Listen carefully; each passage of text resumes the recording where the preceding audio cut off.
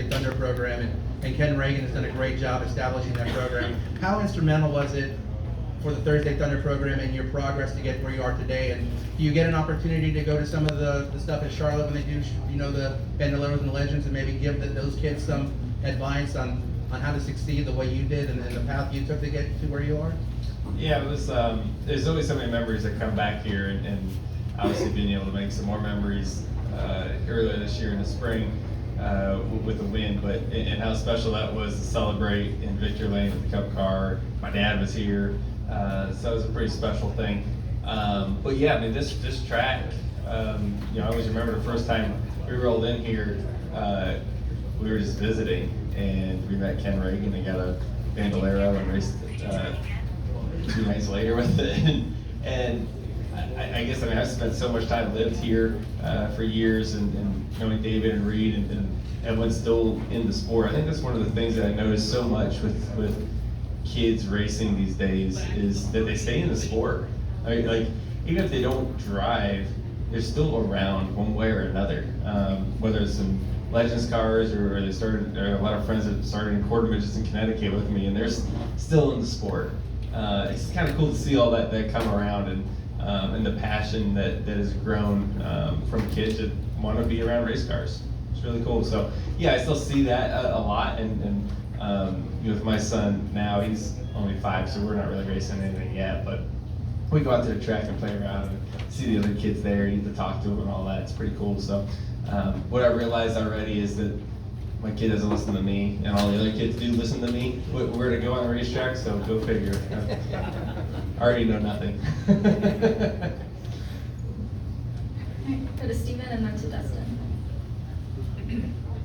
Stephen Toronto, CBS Sports. Joey, this is the 3rd year in a row that we've raced at Atlanta in July, but this is the 1st year now that we've held this race at night instead of in the daytime. Considering what the heat has been at this time of year in Atlanta, how relieved or how glad are drivers that this race is at night now?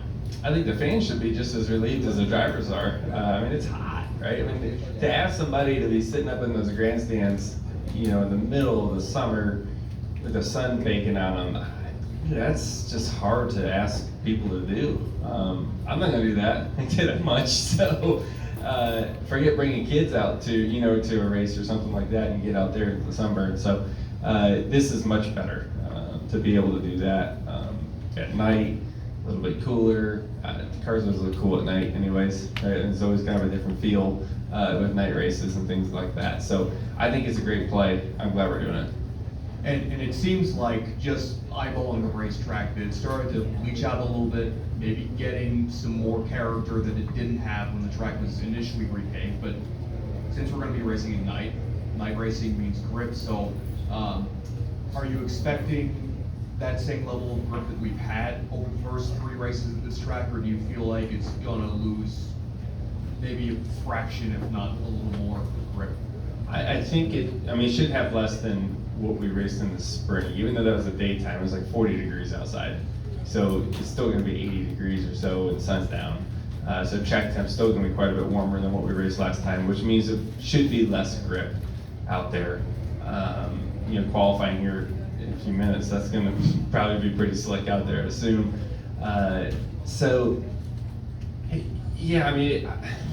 It's hard to say how much the track's changing, because when we got here with the next gen car, that was like the first time we were out there with these things, and it was like, and then our cars got better. Well, did the track get better? The cars got better. Now we're still making our cars better every time we come here, as the track's probably giving up some grip, but I think the track temperature is going to be the biggest difference here.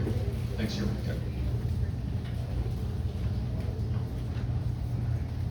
Dustin Long, NBC Sports. A couple questions. Obviously, the last time you were here, you won. I think you and Paul even talked about at the time about how important it was to take advantage of the situation, because there's certainly some challenges for the Fords, or what looked like were going to be challenges for the Fords. As you come back here and you look back at that win and what's happened since, I don't know if a win can become even bigger or more important, but how do you look at what that day was, considering what's happened in the time period? Absolutely. You assume the win's big, right, and get you in the playoffs and all that. But yeah, you said it, right? You fast forward however many races it's been since we've been here. What's it been, about 15 or so? It's bigger than what we thought it would be, right? Unfortunately, you hope it's not. You hope it's the other way around.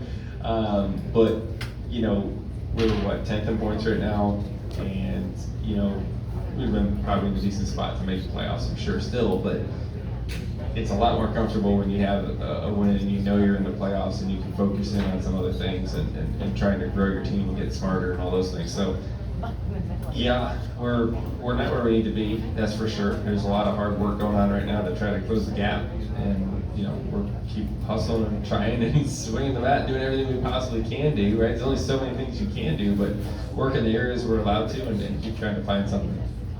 And also, if you look at just the last 3 weeks, Nashville, Chicago, and here, before 2021, these tracks either weren't on the schedule or the configurations weren't on the schedule. So quite a big change for you guys just in the last couple of years. How challenging have things gotten for drivers as the schedule has evolved, and even just, you know, not only just this 3-week period, but just what NASCAR is doing, what is done and what is looking to do? It's definitely gotten harder because you have a car that we don't have as well developed as the old car.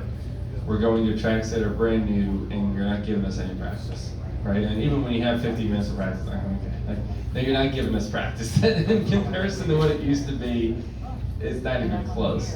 And really to be able to tune on your car and those type of things. Like Nashville, we have to tune on our car, but last week you don't. You got what you got for the most part. So it's definitely a lot harder to close the gap.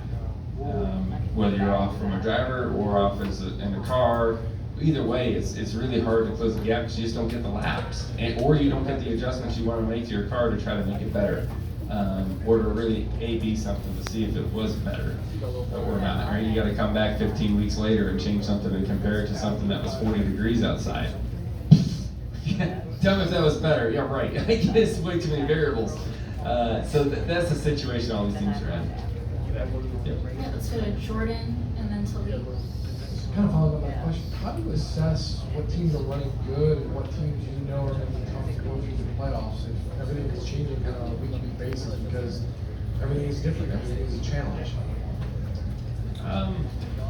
I mean, it was similar to this last year.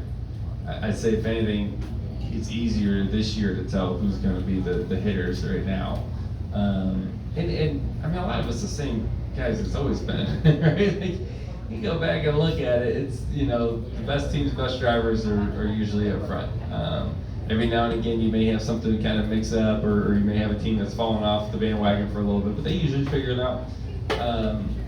I don't see it being much different. I mean, last year was almost harder to tell because there's so many winners and all that. Now this year seems like it's starting to see more common guys in front. But I mean, it's just, the thing is now though is that the whole team matters, right? Or before, if you had a fast car, you can get away with a slow pit stop. You can get away with 8 battery starting run because your car is fast enough to make it happen, and the top 10 looked almost the same every time. Now, you know, boy, if you're a 5th place car, but you have a 15th place pit stops all day, you're gonna finish like 12th, right? Like, it's just what it is. So it's a lot different than it used to be. It's not as easy to make up the spots because the field's closer. In light of Chicago, about what markets NASCAR should go to, that we expand to, is there any tracks out there that either existing tracks or markets or cities that you really like that should be added to the Cup Series schedule? Gosh, I can't say I've thought about it a whole bunch. I do like that we're branching out, and that weekend really, I mean, when you think of all the stuff that as an industry we had to go throughout the preparing for it, the track itself, the weather that came on us last second. There's still a ton of people there, and it was a pretty good race. I guess to me, after seeing that, let's go anywhere. Like, it seems to be fine. Like, we have a system that works pretty well. Yes, there are things we could adjust to the racetrack to make it a little better and a little safer, absolutely. But I do think overall, for the first time out on a street course, wasn't in the rain, wasn't that bad.